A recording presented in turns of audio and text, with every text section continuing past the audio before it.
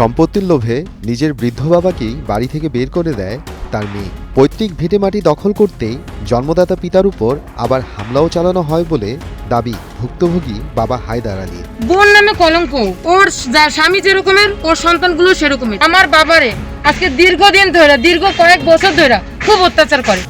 তো লোভী, অত্যন্ত লোভী, ওই জামাইটাও লোভী। স্বামীর প্ররোচনা আর স্থানীয় প্রভাবশালীদের দাপটেই নাকি এমন নির্মম ঘটনা ঘটিয়েছে মেয়ে নূরজাহান বলে জানায় স্থানীয়রা। মানে মেয়ে অত্যাচার করে, জামাই কিনা, জামাই তো পরের ছেলে, জামাই তো দাও করে নিয়ে আসে। আমরা পাশের লোক দাঁড়ায় রয়েছে, আমাকে কয় কি তোকে দেখে ছাড়বানি, ওর ছেলেরা বেয়াদব। বাগেরহাটের মোংলা উপজেলার উত্তর মালগাজী গ্রামের বাসিন্দা হায়দার আলী। ৯০-এর দশকে সপরিবারে মোংলায় আসেন তিনি।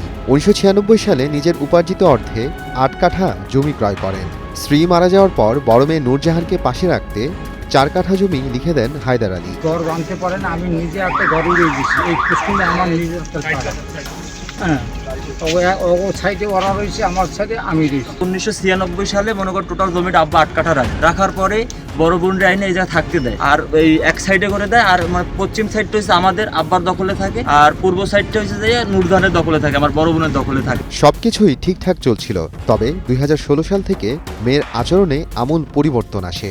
স্থানীয় কিছু প্রভাবশালী ও স্বামীর প্ররোচনায় বাবা, এক ভাই ও এক বোনকে বাড়ি থেকে বের করে দিয়ে পুরো জমি দখল করে নেয় নূরজাহান। আমাদের ৪ কাঠা আমাদের বুঝাই দেবে না, এটাও পুরোটাই সে আত্মসাৎ করবে, কারণ আমরা তো এইদিকে আরো 2টা ভাই বোন আছি, পাপের সত্য তো আমরাও কম বেশি পাবো, কিন্তু আমাদেরকে সেই সুযোগ তারা দিচ্ছে না। তারা পুরোটাই জবরদখল করে খাবে, সেই জন্য মনে করেন যে তারা মানে ঘিরে বেড়ে নিয়ে এইভাবে রয়েছে। নিজের ক্রয়কৃত বসতভিটা হারিয়ে যখন দিশেহারা হায়দার আলী, তখন তা ফিরে পেতে ইউনিয়ন পরিষদে অভিযোগ দেন বাবা হায়দার আলী। কিন্তু মেয়ে তা মানেনি, উল্টো বাবাকে শায়েস্তা করতে ২০২৩ সালে আদালতে মিথ্যা মামলা ঠুকে দেন। সরমানটি আমি জায়গাটা দিছি ওরা যাচ্ছে, বুঝলেন, আমি সরমানটি, কারণ মেয়ের ভিন্ন কেউ বাপ মা কেউ কোনো মোনাফিকি করে না। আমি তো সরমানটি, আর আমি বইতে দিছি, থাকতে দিছি, খাইতে রয়েছে, খাইছে, হ্যাঁ এইভাবে রয়েছে।